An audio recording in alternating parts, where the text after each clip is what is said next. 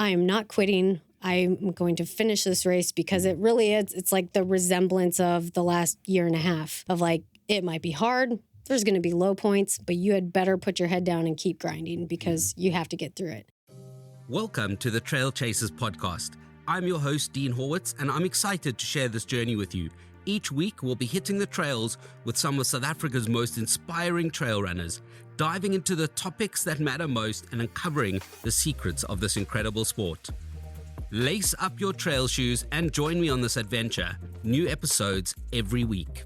Brittany, welcome to the Trail Chasers. Welcome to Cape Town. Your Thank first you. time in Cape Town. Yes. Amazing. So I really like to, obviously with these interviews, like it's great to get in, elite runners and stuff. But I think with me, I really like people who have kind of like a bit of a story and a bit of like layers to them. So obviously, your performance at Western States in 2019 was unbelievable. So that was definitely a reason. But then, like as you've kind of just said now with your profession and being a coach, I think it just adds a lot of depth and a lot of interesting things that we can chat about. I know, so welcome. And so I know the last year has been pretty tough. So what I usually start these interviews with is a little bit of a pre-race visualization. But I know you did a comeback race, so maybe we can go there. I don't know how seriously you took it. But No, I mean, I jumped into the Trans Rockies run that's in Colorado, a 6-day stage race. And it was kind of the peak of, I guess, just hardship and like things turning around in my running.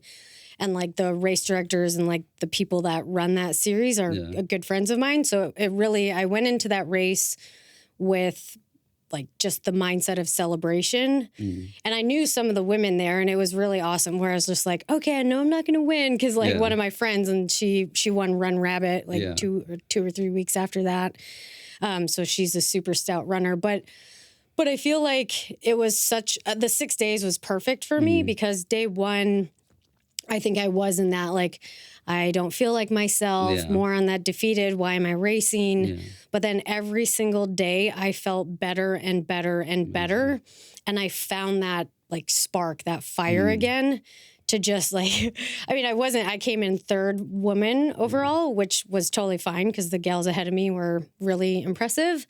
But I just loved chasing them. Yeah. So like on day 5, I hammered this long downhill section to catch up to them and like finish within a minute of them, which I know they were probably running easier, but I scared them to a point where they had to pick it up so that I wouldn't pass them, where it was just fun to feel that again. Yeah.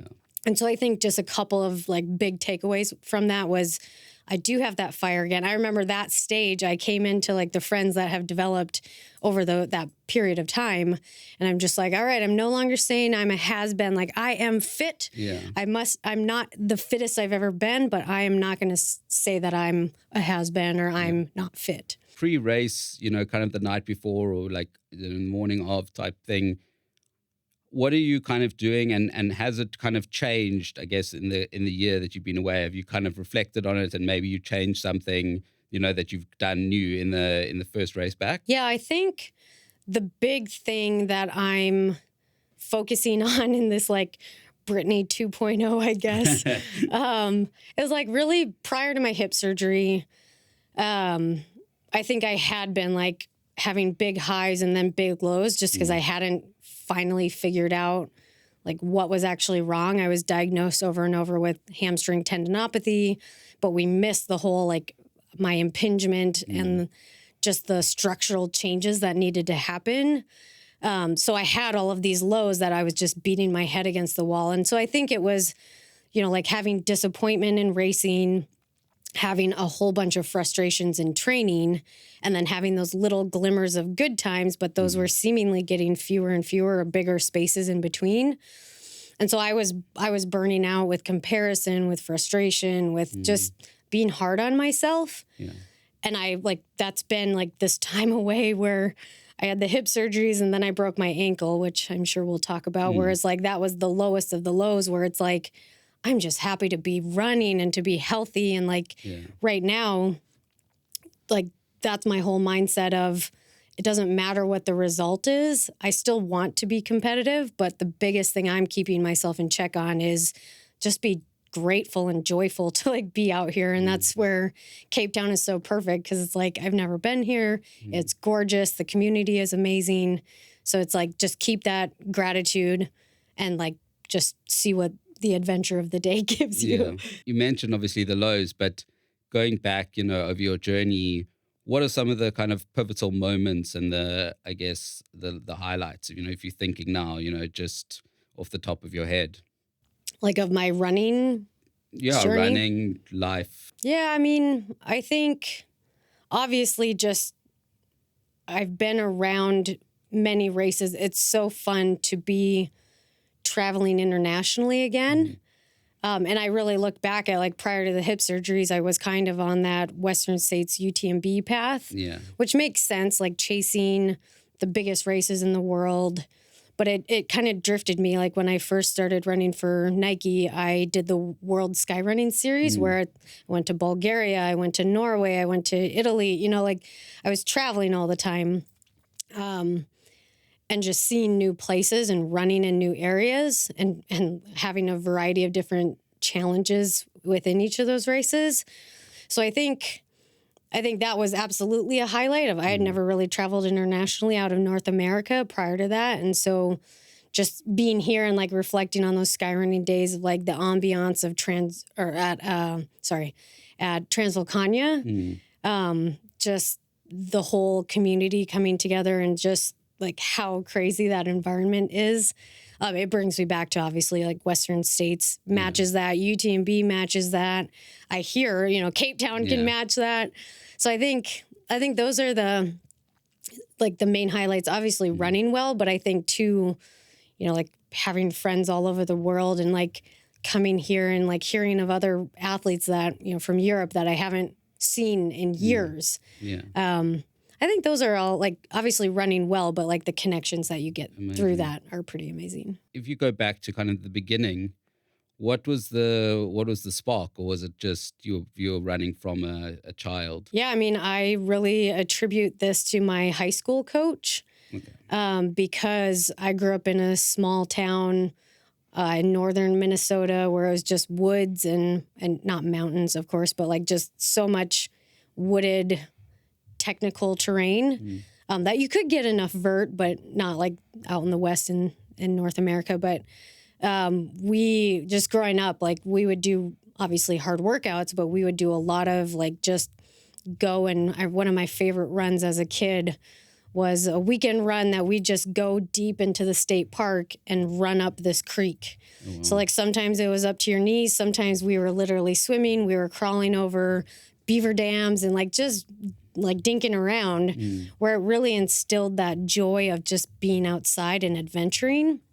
which is what has always been what has drawn me to running. Obviously, like running with teammates or with friends and like that social outlet, but it's the social outlet combined with exploring places that not everyone gets to. Yeah. That's always drawn me to it. So it makes sense. Like I played around in the marathon for a little bit, just leisurely, and then found more talent as I got into like the mountainous ultras. And then obviously it's the slippery slope from there where now you just keep going up in distance and like how much vert can you get in a 50K and beyond, of course. That's amazing. I always find it interesting when it is from like that childhood age and and the sort of career path that you've taken in occupational therapy, was that inspired by the running, or has it changed the running?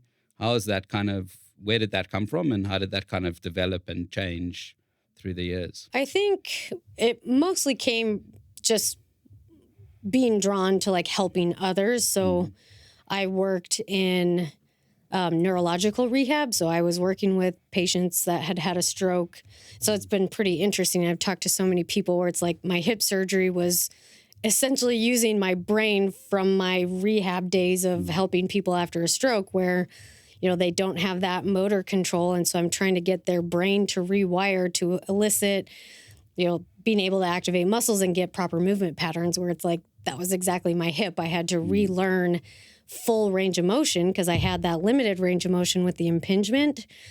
So they fixed all of that. And then I had to relearn how to move utilizing that full range of motion, which would then keep my pelvis in the proper position to actually be able to activate my posterior chain. Yeah. So it's like, I've been told too, it's like, I talk like I'm a healthcare professional. Like, so it has shaped it for sure. Yeah.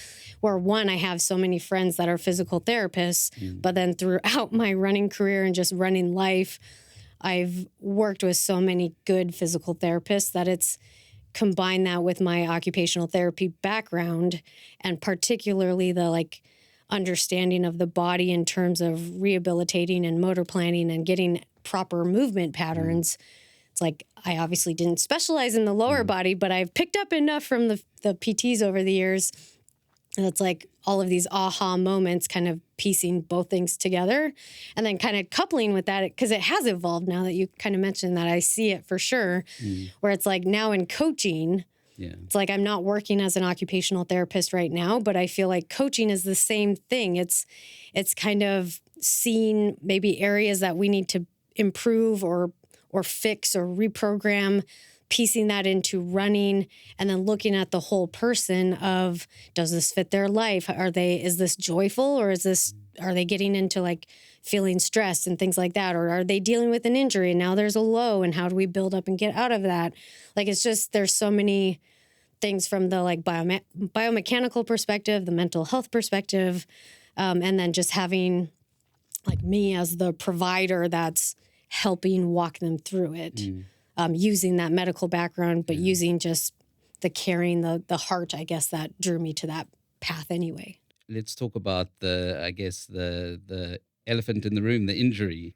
Yeah. So, I mean, where were you before it, and what has the last year been like?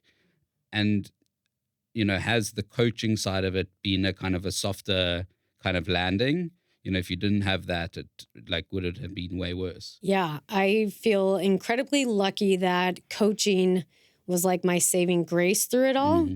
Because like I had an athlete that wasn't sure if she could finish UTMB, and she finished it 2 years ago, and she did TDS this last year. Sure.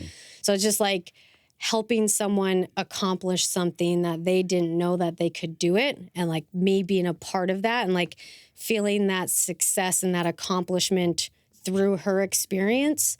I, again, just so lucky that lifted me up versus, like having the FOMO or like comparing or whatever. Like, it didn't bring out any of that. It was that whole connection with somebody else living like our mutual passion. So that helped me tremendously, because it's also like practice what you preach. Like, I'm talking about like just whatever, mental fortitude and things like that, where it's like, I need to remind myself this.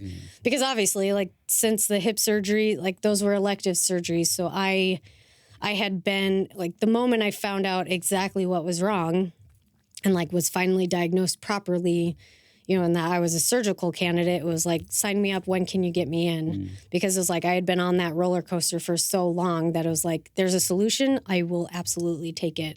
And I do not regret it one bit. And I was proactive where I did both sides. So I did my left side, which was my more problematic side.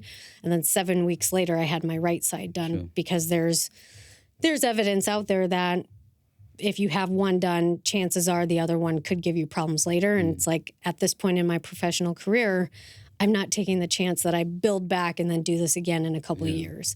So that it was easier at that point. It was hard, but like easier from a mental perspective of like just being dedicated and putting that like athletic drive into my rehab, even though I could laugh, because it's like, I am now literally one of my patients where I'm sitting on the exercise bike and it is for range of motion, not for cardio.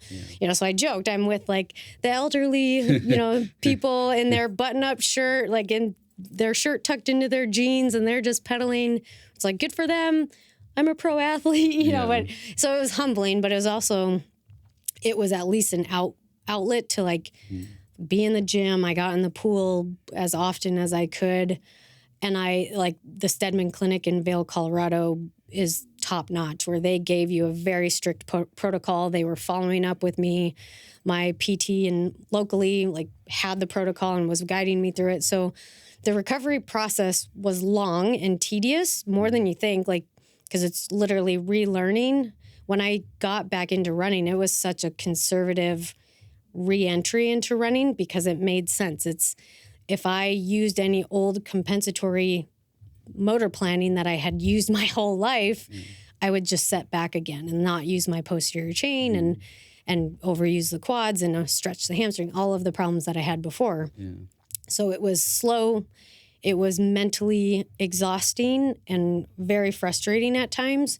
But I knew that light at the tunnel was getting bigger and bigger and bigger as I got further down. Sure. The hard part was then the unexpected ankle fracture, because that just shattered me, because I was just getting back into like not feeling like myself, but getting into like hard speed workouts, and my body was feeling so good. And then it was just the fluke accident that like set everything. And it was on my left side, so that was my weaker side. So it just threw me for a loop. What happened there? It was just kind of like it's frustrating because it was preventable, but just a fluke thing. Whereas like I was running, it was run scrambling, and a rock just gave way and my foot got caught and it just torqued it. So it's like preventable, but I was doing what I loved. But then it was just like the slap in the face of starting over. I mean, you chatted a little bit about the mental side of it, but how was that mentally, and particularly in terms of, I mean, I told you before that I was out for like 2 weeks with bronchitis, and I was like, I'm done running. Mm-hmm. So, I mean, for a year, like, what was that kind of mental, what was going on in your head in terms of like, you said the light at the end of the tunnel, but like, mentally were you like, this could be the end of my career? Not necessarily that. I think I'm pretty open where it's like, it was the darkest of my life, probably. Maybe not, but probably. Whereas just at that point, it's like the hopelessness kind of just settled in and I just stopped. So it took 2 weeks to properly diagnose. So I was walking on a broken foot for 2 weeks, then finally got it properly diagnosed where it's a fracture, then got in the boot or the cast for 4 weeks, and then a walking boot for 3. And so really I had 6 weeks of non-weight bearing, with the first 2 shouldn't have been weight bearing, where it's like I went a month and I just didn't exercise. I think I sat on the bike twice and tried to pedal with my non-broken leg and was just like, this is stupid. Why am I doing this? And so I just didn't do anything. Yeah. So it was probably the first time where it's like that zeal for being a competitive athlete, drive that into my rehab. It's like I used it all up on the hips, and then it was just this unexpected thing that just kind of wiped me out for a while. Once I was in the walking boot, I was that weird girl, like in a walking boot on the stair step or in the walking boot on the elliptical, and like just doing whatever I could. So that came back, but it's like that month of or like 6 weeks really right after was, like not an athlete at all, which was appropriate at that point, because it's like, what can you do? It's find the tools to let the bone heal. I'd never had a fracture before. Which those are not so nice either. And the ankle, getting out of a cast after it's immobilized for that long can have all sorts of problems. And then it's funny that here I am at Cape Town, my like comeback race that I've wanted to do for years. And it's like one of the most technical races where it's like, I'm proud of what my ankle can do right now, but I am absolutely taping it just for added support to be careful, because like the ankle is still obviously more susceptible than it would have been. So coming to Cape Town, comeback race, and you're going 100K. What's the thinking there? I mean, well, I suppose how has the last kind of, I guess, month or so, when did you kind of start running again? Ironically, I signed up for this race in that middle of that 6 week period of like being laid up by my ankle fracture. But I have, like, this has been on my radar to do for years. Yeah. Like, I know it's a competitive race. I love the idea of how technical it is. I kind of joke, sorry, American ladies, but I've seen so many women come here and kind of blow up, where it's like, that intrigues me. And like, I want to see what it's like. I want to see if I can bring my technical skill set and have a good day. But who knows?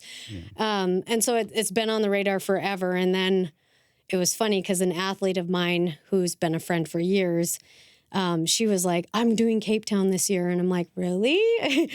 So that was around that February time. And so I was like, I've always wanted to do it. And she's like, you should do it. I'm like, okay. Yeah. So it's kind of that, it makes perfect sense to have this be the real celebratory return to racing. Yeah. It brings a whole lot of fear of like, am I ready to be in this competitive field? You know, how will I withstand over 100K? But I think it's again, back to that whole, like, just channel that, like, I am so lucky to be here and I actually feel good. Am I as fit as I've ever been? It doesn't feel like it, but I'm doing the best on the mental side to like see what the day brings, because I'm certainly not overtrained and I'm not over-raced. Yeah. So I have a lot of freshness in that regard. And then what I had been doing, like, as I've gotten back, because the primary focus really had just been like, I moved to like the heart of the Canadian Rockies. So I'm right outside of Banff, Canada, in Alberta. So it's like I spent all summer just playing in the mountains with no purpose necessarily, but time on feet, but more so that exploratory adventure side again of like, there are so many awesome places to go. And like Canmore, where I live, has so many amazing women to run with, and men, of course. But like a gal just ran the UTMB race in Mexico, and she just won. My other friend just ran the 100-mile Rio del Lago in California, and she just won. Wow. So like Canmore has so much talent that it's like I'm chasing these women all over the place, and that leads to good training. But all of it was fueled for me by adventure. But then obviously more strategy of, I did this. It's like the epic thing. It's kind of like the, what is it called? All the 12 apostles, the 13 peaks. Yeah.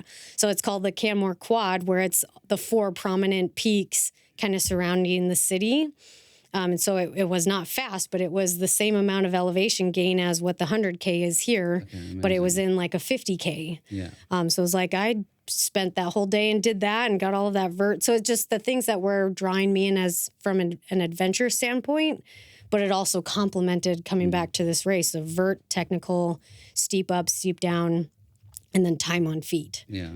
Obviously got a little bit more specific in the last month, but I think, again, tying that back into like where I was before of like my vision now is like to race because I want to, and to race for fun, and to like keep it a healthy thing for me, where it's like not focusing on I have to be top 3, not, gauging the success on time or place or comparison, but really just going out and like celebrating what my body can do while, pushing it and seeing what it can get back to. And is there a bit of fear around that, that the race will kind of start and it won't be there, that competitive kind of 100%. Spirit? Yeah. I mean, and that's where I've been thinking about this for so long, where it's just,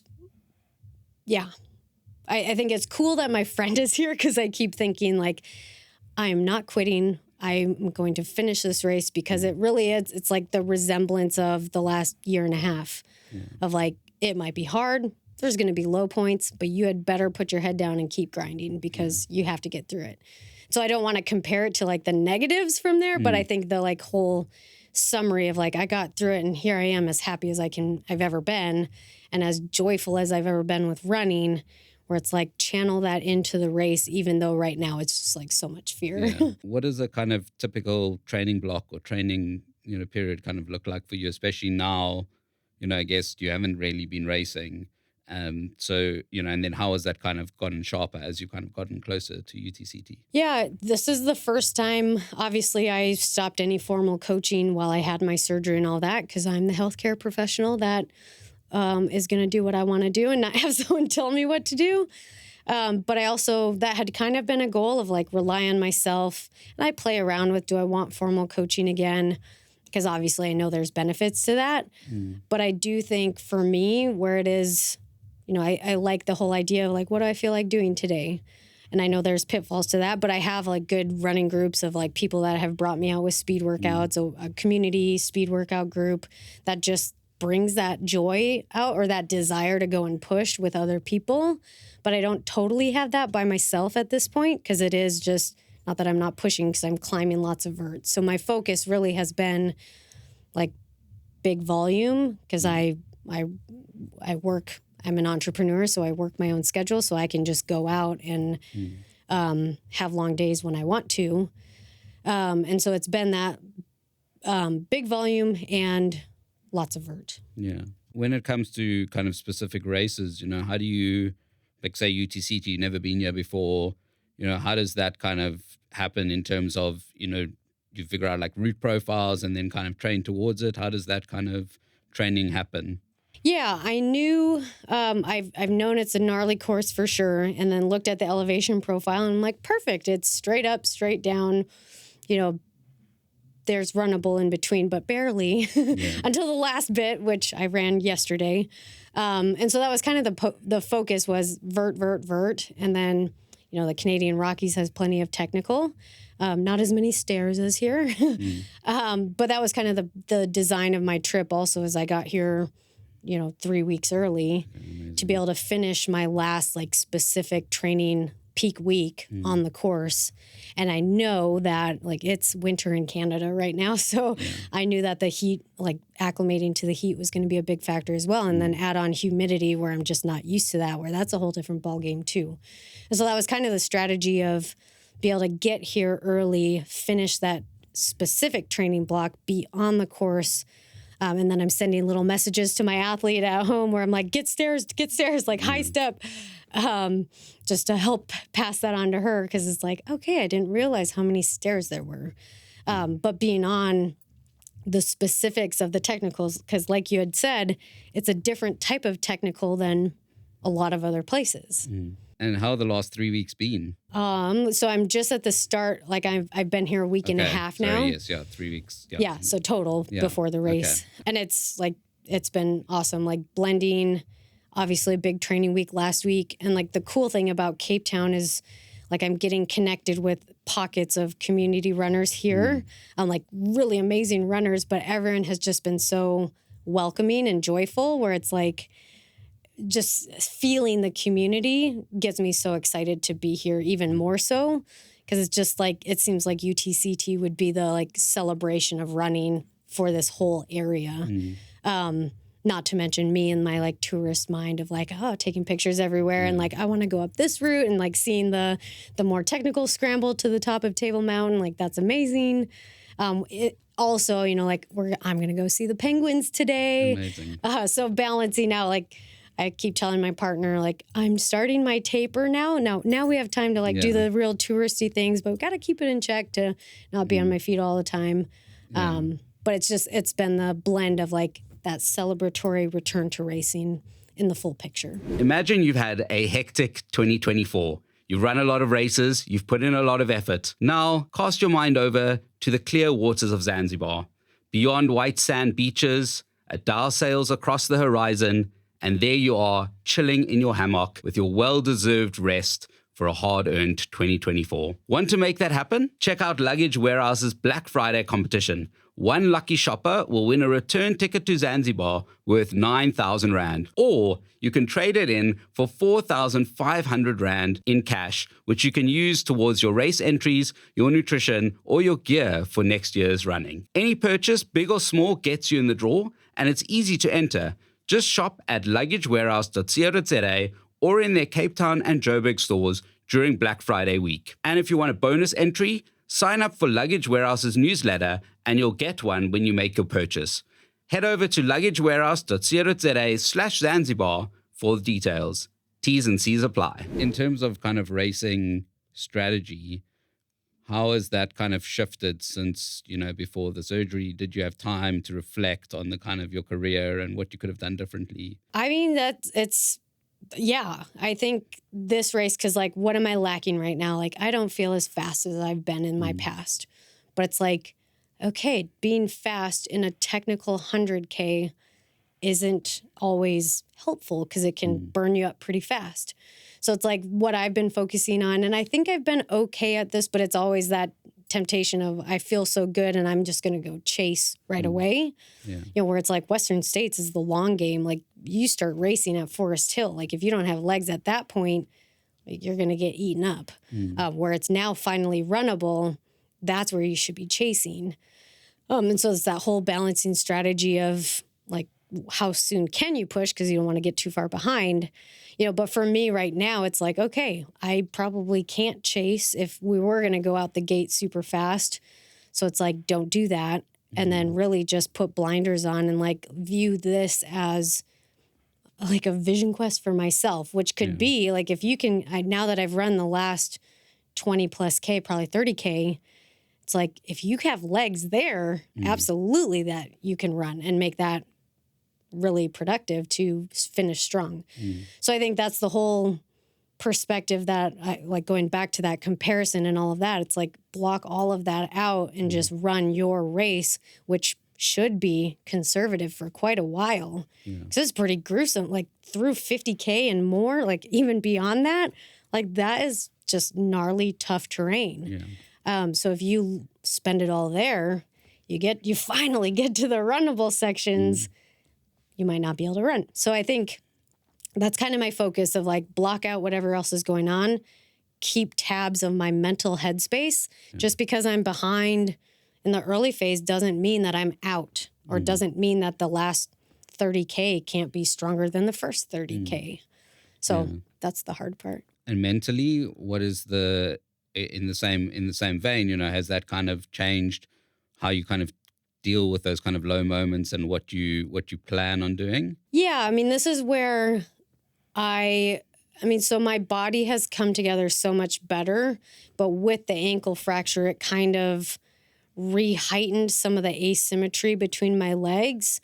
And so I think I'm still on the tail end of that. And so when I run, there have been runs where it's just like, man, I just don't feel like myself still. And then it goes right into that, like, this has been going on for so long. So it's like that can spiral easily. But I think like I've turned a corner, because it's like, okay, my legs are finally feeling more in tune, like together, which is getting my glutes actually doing the job instead of my quads trying to overhelp. So it's like, if I can keep that up where it's like, I know what to do and I'm doing it, that makes me feel a lot better, where if my body is on board, then my mental headspace can stay in that, like have a normal low versus I'm fighting my body like I have been. Like that's the tax that it's like, I've spent all of that mental energy, or I'm still grasping to hold on, but it's just been worn down over the last 2 years. But I'm excited to want to challenge myself in the way of like a new mental low of I'm behind on nutrition, or I've been working my butt off and I feel all this vertical gain, or, like I've been high stepping all day, or, whatever. Like I'm excited to feel that of like, I'm pushing my body like I haven't been able to do for so long. And it's like, that comes with lows, but like celebrate those lows, because I can actually get to that low at this point. Like I know I've celebrated any time where I'm like, I'm actually sore. Like this is not like something hurts and it's part of my rehab process. It's I worked my body and I'm sore.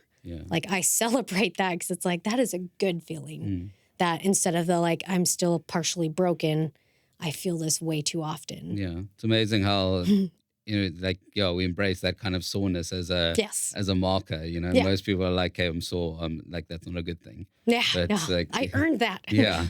Take me back to Western States. What went right that it all came together? That was a really special day. Obviously, like I was under the radar at that time, which is a pretty special place to be now that it's like just seeing the last 5 years since then, where it's like you get on the radar and then it's battling pressure and like there's just more weight that comes with that, which can be a good thing, but it can bring that pressure of like, I need to perform or whatever. But that day was really special because I knew what I could do, but I was not, no one had me on their radar.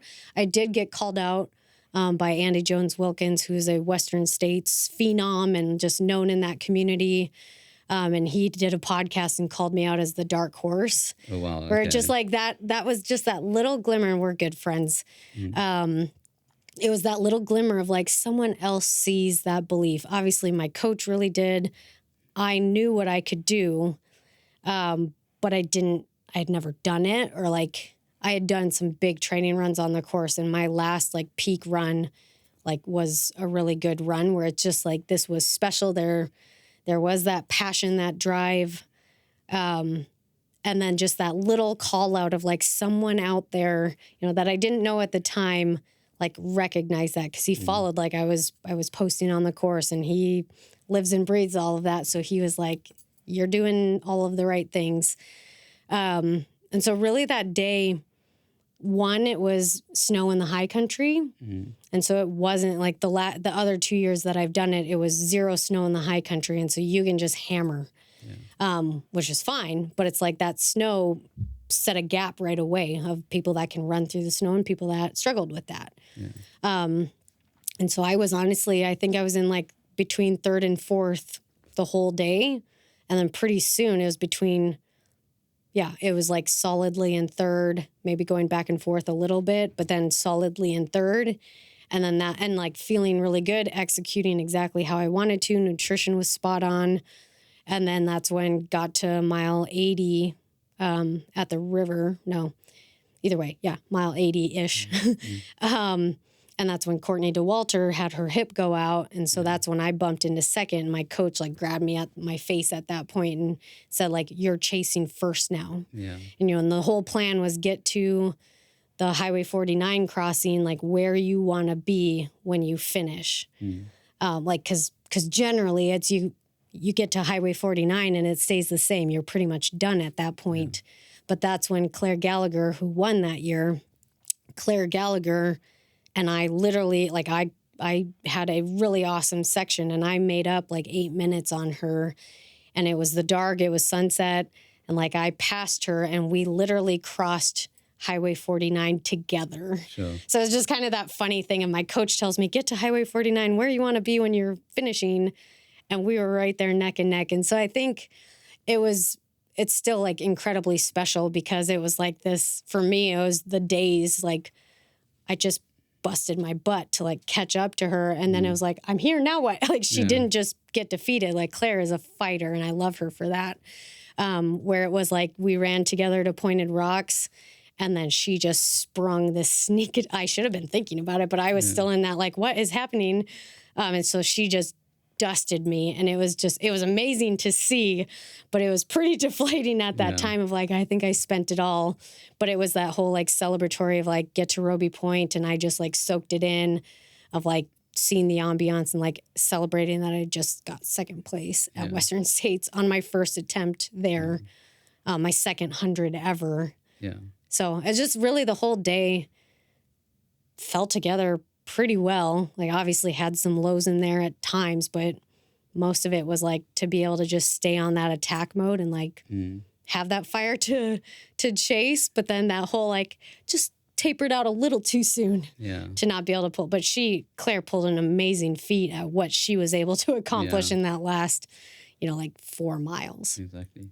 I think it's so interesting. It's, as you said, like you set out to achieve what you wanted to achieve, and you wanted to feel good and feel strong, and that was what you kind of achieved, regardless. It's like a podium would be great. I have no idea. There's so much talent at Western States every year, and now it's like so much talent everywhere every year. That's just like, you can only control what you can control. I couldn't control that Claire had an amazing kick at the end, but it's like we brought the best out of each other. So it's like I had a hell of a day still, even though she just had that little notch further. And was there kind of like a pre-Western States and a post-Western States? I mean, like, were you no longer the dark horse now? No, I wasn't the dark horse. And the nice thing, like I had been around the community enough, like that my competitors, like the key women in the sport at the time, like most of them knew who I was, where it's like I'm not counted for. But I think the greater public and like the media aspect of that time didn't know. And so, that's the whole segue of like no longer the dark horse, and like thriving off of that with celebration, with kind of the hype and whatnot. But it's like, it is that fine line of like pressure to perform. And it was funny, my 3rd time at Western States, I was battling something and ended up, I was sick. But I still started, and I wanted to quit the whole time, but like my crew kept me going, and I finished. But I was 16th, and so it's like having two, like first or second and fourth, and then being 16th, where it's like out of the craziness of it. It was just an interesting. I feel like it was necessary for me, or just gives me that broad perspective of all experiences at Western States. I got to see the beginning of the lights crossing the river, not fully in darkness, but I had never seen the lights before because I'd always crossed in the daylight. But just so like seeing kind of, it was an interesting thing of like, there's so much excitement, but there's less excitement when you're not in the hype of winning, but it's like there still is excitement, and there should be excitement because everybody is out here. And the golden hour at Western States is one of the most beautiful things ever. You know, Western States obviously is pretty special across the world. You know, I think it's bucket list for most people. But what is it like as an American? I mean, yeah, like I think, because like I had raced in Europe so many times where the hype at every race in Europe is next level. And like when I got my golden ticket, like they didn't even know I was the winner of the 100K when I finished the line. And it was like my coach and my partner at the time, you know, like, hey, like, yay, I'm done. You know, so it's kind of that, you know, like I think that's developing and growing, and a lot of like organizations in the US are trying to facilitate that better. But it's like, it's not the same as Europe, except for Western States. Yeah. You know, so that's where like it was welcome. Because I mean, obviously as a participant or someone, when you're having, like you're depleting yourself, but it's like at the 100K mark at Western States, it's like I felt so uplifted because it is like a half mile of just craziness on that whole street in town. You know, where it's like that makes a big difference of like feeling excited, feeling the love for the sport that Europe really has mastered, or like just has that fan following. Versus the U.S., people are still like, what do you do? So I think it's growing, but it's like, it's cool to have that on home turf. And like, just, I feel like I have a connection to those trails where it really just comes like full circle celebration. And what was that, compare that to kind of UTMB or Western States and UTMB, you know, in terms of just obviously the feelings around it. In terms of being an American in Europe and, you know, being an American in America. Yeah, I mean, it feels different for sure, but like UTMB is a party. I think the big difference is like one of my favorite parts is like that end of the first aid station. I forget all the names, but like as you're heading up into the mountains and it is evening, it is night. So it's like these people are doing it right. Like they're having a party. Their night's just starting and like they're having fun. Like it is a rave, you know. So I think that's the different part of, you know, Western States is mostly in the day, and then like when the women are finishing, it's like early evening or something, or you know, like night, but early night. But it's like the crowd isn't the same as when Jim Walmsley is finishing and it's evening. People are going to bed or whatever. It's still a party, but not like UTMB. So I think that like the night start at UTMB and like allowing that party to happen. But then I love the aspect from an American standpoint of like going through 3 different countries and just like I can tell when I've switched countries because the way each culture cheers is a little different. And so I guess it is kind of that foreign experience of new lands, new terrain, new cultures, really celebrating like the whole accomplishment of running around the entire mountain, and bringing 3 countries together. So it's like, that is a unique thing that I just don't think, I think maybe as an American, like I love that part because I'm not in that area all the time. That's not in, you know, I spend 12 hours in the car and I'm still in the US versus like through several different countries. And if you look at that in terms of the trail culture, community, how has that evolved in America from when you started to now?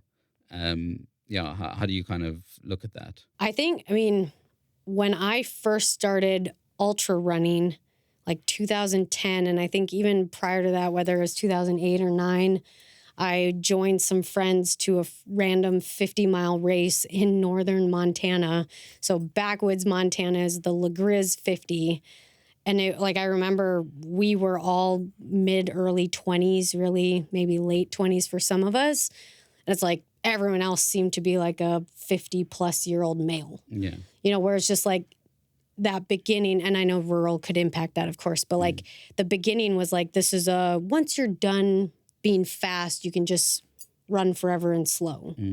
But it's like now, what I just saw at Javelina 100K a couple weekends ago, there was a 13-year-old that finished. Yeah. You know, so it's definitely, and I worry about that a little bit. Yeah, that's another podcast on its own. Yeah, exactly. But I think what it's showing is like families are doing it, you know, young people like skipping maybe even university running, going straight to trail running, and potentially having this really amazing career in trail running is a possibility. It's the worry, at least from my perspective, the healthcare brain comes out again of like, how long can you run 100 miles if you start at age 20? Are you going to be burnt out by 25? Like, I didn't get sponsored until I was 30. Yeah. You know, so it's just that whole longevity thing of like, we do need to care for our bodies, but there's a lot more opportunity.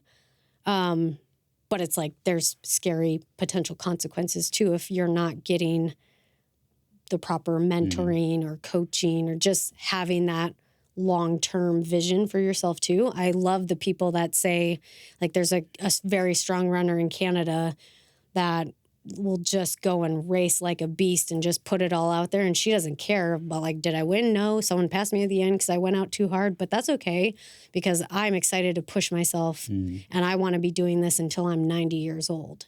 And it's like, that's exactly after, you know, I had been asked, would I rather win Western States and then never run again or run for the rest of my life? And pre-me, Brittany 1.0 would think about that. Like, oh man, I want to win Western States. But it's like, I just had a year and a half of like battling to run where it's like, I am so happy just running in the mountains and adventuring that it's like, I don't care if I never win Western States. I want to run forever. Yeah. That's incredible. Sorry, that was a tangent. No, that was actually amazing. Yeah. It's actually a good question. I'm going to include that in my future podcasts. You touched on the sponsorship aspect. So another reason why I wanted to have you on is obviously you're sponsored by Nike, which is, I don't know if it's in America it's as rare, but obviously here definitely, and I haven't in Europe as well. It's pretty rare. How did that all come about? You know, why Nike? You know, how? Yeah, is it a lot? Are they a lot bigger in the trail scene in America, or was it just kind of you had that special connection? No, it was kind of random. I do feel like when I first got sponsored by them, I had other mentors that were already sponsored. And so it was kind of like poking around and like, what's a good contract or what are the brands that I should be looking for? How do I even go about this? And a friend of mine had said that Nike had been known for kind of like the starter brand. And so I think that has I've been there 7 years now, so it's evolved in the sense of they've had some really good talent over the years, but plenty of people have moved on to other brands. But I think that was prior to my time, where I'm one of the longer standing sponsored runners with Nike the whole time. But I do see like there's some others that are only just a year or so behind me that they've been with Nike too. So I do see Nike evolving in like putting more money towards Nike Trail, fostering having more athletes, though it is US based. But they have, I'm not exactly sure how it works because there is like a Spain based one, but it's not the like Nike Pro. I don't even know how it works, but there are other Nike runners, but we're not joined, which I think is too bad. Why wouldn't we have kind of that international feel? Because then there's another gal from the Netherlands, I believe. It's like crazy talent, and I don't know where she fits in. But I would love it if like there is some connection with some of us if we cross paths in racing and whatnot, but it's not facilitated by Nike. So I'm not sure exactly how that works, and I hope that is another evolution. Like with such a big organization, I know it just takes so much time to grow because just throughout my time, I know things have grown significantly as far as getting like my manager there and like media support and other things like physio support. It's just, I think it's just such a big organization that it's hard to get people that actually make the decisions to kind of look at Nike Trail, but it is happening slowly. Where I think like just Nike in a silo, like in the trail running sector, like the people are really awesome. Everyone's super passionate about trail running and about us as people. And it's just trying to build, like, we've been promoting, like, can we please get like a team camp or something? Because we've had amazing athletes on the team and it's really just good people. Why can't we get together? But it's the slow process. Yeah. No, I think it's the beginning of that whole kind of phase. And what are the kind of pros and cons of being a kind of sponsored athlete? I feel very lucky that, because this was something that was really important to me, of like, I know so many people get pressured to, you have to race this, you have to race that. I know it can come. Like, I've been really lucky where like haven't been able to race, where I know I could either have my contract pulled or I could be pressured, like, you need to jump into a race. But like, there was no more pressure than pressure I put on myself because I wanted to. So I feel really lucky in that, where I know there's other brands that push people to either determine their schedule or maybe push them to race too often or get back too soon after injury or something. So I feel really lucky about that, because that was something that's like, I wouldn't do that. I couldn't do that because I'd be hurt all the time if I raced too much. So I think, obviously a pro of like just, well, one, like here, I feel like my shoes have already gotten trashed just being here like a week and a half, where it's like having the gear and all that support is really helpful. I mean, the con, I think another big pro, like this was something of just, for me, I'm fairly introverted, but like I have a platform of some sort where it's like being able to influence other women, where it's like, I remember in my early days of kind of getting noticed and then getting sponsored, I won a race outright.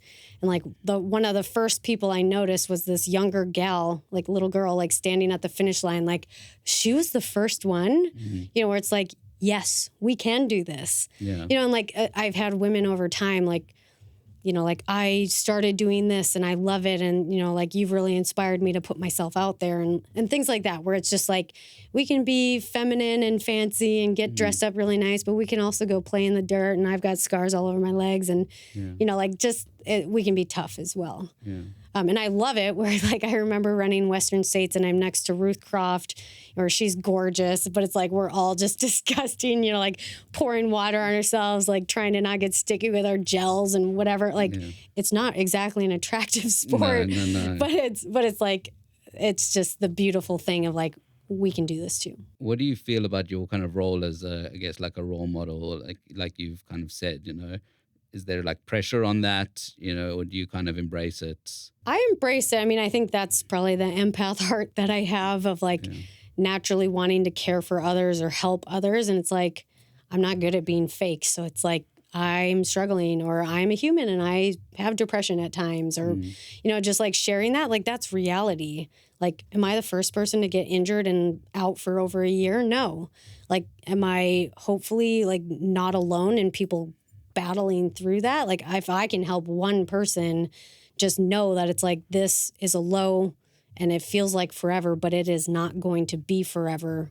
And I would tell my patients this, where it's like the only time for sure you're not going to make any more progress is when you stop trying. Yeah. So it's like, it might be little increments. Like, my ankle was 2 steps forward, 1 step back. My hip surgery was that, like, every shift in like my body, like unwinding itself from all of the compensation, I would just be getting like feeling a little bit more fluid, and then I would step back. And it's like, that step back was actually, I just hit that next ledge and I had to reset again to then rebuild to the next ledge and then reset. It's like, there's so many things, but it's like staying focused on, there will be a positive thing at the end. And so it's like having that platform to share, like, after my ankle fracture, it was probably the worst place I've ever been. And I had a great support system. I sought extra counseling because I was in a low spot, and then I pulled myself up and got there. Yeah. But I did it with my community because I needed all of the help I could get because I was tapped out. Yeah. I think we all go through that. And that's where I love, like, ultra running literally is like life, because there's high moments and there's low moments. And those low moments can be divorce or death or whatever, like real heavy things. It's like running is a parallel, and it can feel similar, even though Like to us, it's like, this is my life. This is my outlet. This is my me time, my escape. And I don't have that right now. Like it can feel just as bad. I want to talk a bit about that as well, because you're saying, like, I was thinking, obviously I'm not a professional runner, but running, it is very much a profession, that I'm kind of involved in. And at the same time, as you mentioned, running is meant to be that outlet and that kind of space. So how do you kind of balance that, between it being profession and then obviously when it gets taken away, what then is the outlet? Oh, yeah. that was the hard part because it's like on those days that it was the step back, it's like it was easy to just kind of go into, this is stupid, I hate running. When it's like, no, actually I love running. So that's where it's cool, like being on the other side where it's like, I love running. I love running how I'm doing it right now. And that's where it's so important to me right now of like, don't do this to a point where it becomes your job. I have to go do this. No, I get to go do this. It's such an easy line. And I think that maybe, like, at least from the way my brain is wired, which I know that there are many other people that feel this way or struggle with this, where it's like you get that pressure and then that builds and then it's like you're stuck in that weight and it's, I have to do this. I have to do this because I have to perform. When it's like maybe to the average person, it's like, I get to do this. It's my free time. It's where I'm like with my friends or, if I'm a mom, like I get away from my kids or like I have that me time, alone time, where it's like you get to do this. And I'm sure everyone can feel that, but it's like on that professional side, for some people where it's like, if I don't do well at this race, I don't get a paycheck. So it's like it is that fine line of running should be fun. It should be something we enjoy. And that can complement getting really good at it. But it's like it is that knife edge of, but if it starts like suffocating you because you have to and you're feeling that pressure, then it's like, man, why? But I guess it's a career. Like we all have that in probably any of our careers. But it's just like running should be a beautiful outlet versus... like a source of stress. But it is hard because it's like it was funny, like I've been an occupational therapist for majority of my professional running career, except for like the last 2 years I'm full-time coaching. And it's like when I've been injured, so it's like this whole, like I finally took the leap into true professional running with coaching and now I don't run and I'm probably losing everything, so it's that mind game, but it's all like, control it you can control. And I love coaching and I'm learning all sorts of skill sets of marketing and like just how to go and be an entrepreneur while still getting to share what I love and that will bring in clients that I get to help. That's incredible. And when people come to you kind of, I guess, for the first time, want to get into trail running, what is the kind of advice or the first thing that you kind of tell them? I mean, I like just being here. It's funny because I just have these thoughts. I'm like, how could anyone run on the road? It's like, it is so amazing out here. But I think it is that whole, like taking away some of that pressure of like, your paces don't matter, like learn your body and your efforts. But it's like, if you're going up a hill, of course, your heart rate is going to spike. So like, can you look at the whole run in an entirety versus heart rate data every little kilometer or whatever. But then I, like, as a coach, I love the model that we have because there's 2 of us coaches right now. And it's like we have collective data that we've all shared or like knowledge that we've shared and put into little notes. So like on a day off, I give them like day off and here's some like mobility or recovery recommendation or training. And then here's a note. And I've talked to like a lot of my athletes, especially those people that are either new to running or getting back or upping distance or transitioning to trails, where it's so many people that they're like, I never thought of that, or I never knew of that. Or, like I think of myself as the road runner segueing into the trails. Like you get to walk on an uphill and like, that's not like shameful, so I think it's like, it's cool for me to kind of go back to like, what are the things that I didn't know and how can I bridge that gap and help someone? Because I've gotten feedback, which was really helpful for me of like, okay, this little thing of just putting, hey, trekking poles are out there and that could help on your uphill. Like some people have no idea or they've never tried it. Like I have an athlete that is like a CEO executive in New York City and he did his first trail run and it was a stage race. And so there was a bunch of learning curves that it was really fun to just like see him feel so much empowerment from like going out and doing something that was so out of his norm. We chatted, you mentioned kind of Brittany 2.0. So what does that kind of look like? What's, is there a plan, or is it kind of let's get through UTCT and then we'll, I suppose short term, next year, long term? I don't want to ever lose focus of the long-term plan, which I'm already like, okay, I've been wanting to go to Thailand, so it's like next year I'm going to Thailand, and doing that, whatever, like the Doi Thailand, like 100-mile race. Yes. So it's just like these races that have been on my radar, but I just haven't been able to prioritize because I was stuck on that UTMB Western States, there's nothing wrong with it. So it's like having those adventures of like see a different part of the world, go do this gnarly course that I've been wanting to explore a new culture and community. That's the long-term goal that I'm not going to lose sight of. But I think it's see how UTCT goes to explore, would I want to chase a golden ticket? When will I go back to UTMB so I can actually finish it? Yeah. So I know I want to do that, but it's like I'm holding off on like those lofty goals until I really like know that I'm back to fitness of Brittany 1.0 and I'm healthy in headspace of Brittany 2.0. You finish UTCT, what does kind of success look like in your mind? Crossing that finish line and being happy.